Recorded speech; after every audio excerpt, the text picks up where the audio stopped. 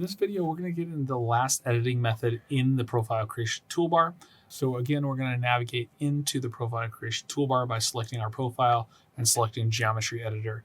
Inside of here, we're going to go ahead and look at the profile grid view for our design profile. So in order to populate that window, you're going to go over here to the profile grid view. You're going to select it. And what you have in here is you have the information for all of your PVIs and any of the curves associated with those PVIs. So we have stations, elevations, grades, and profile curve lengths, K values, and curve radiuses. We can modify any of these to give us a better design profile and better mimic what we want to have going on inside of our drawing here.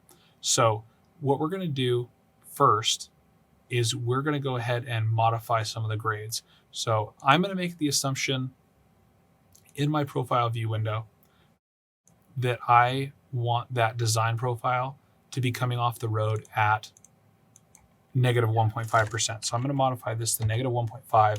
And so when I update that, you're going to see this PVI drop because I changed the grade out from here and into this PVI. So moving on from there, I'm going to say that I don't want my road to be at a 0.1% slope. I probably want to have it at a minimum of 1%. So I'm going to go ahead and change this 0.1 to 1. So I'm going to hit enter in there. Then what I'm going to see happening here is I'm going to see a pretty big hump in here. So maybe one's not the best choice. Maybe I want to go ahead and go with a 0.8%. So I'm going to go ahead and go 0.8 and hit enter. It's getting a little closer. It's still a little high, but I'm okay with that. So I'll go ahead and leave it there. Maybe I want to go to a 0.5%, knowing that I have got a depression here and the drainage will work out okay. So I'll go ahead and leave it as 0.5 and move on to the next one. 2.26%, that might be a little steep. Maybe I want to shorten it up to negative 2%. So I'll go ahead and put negative 2 in there and see how that affects my vertical intersection right here. And then from there, what you can see is I want to maintain this point here tying to the end point and my surface. So I don't want to modify my grade coming out of my second to last PVI.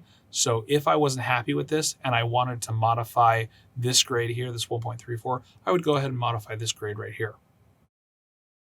So the next options that we have available to us, if you wanted to change some profile curve length information, which I do, 75-foot curve is a little small.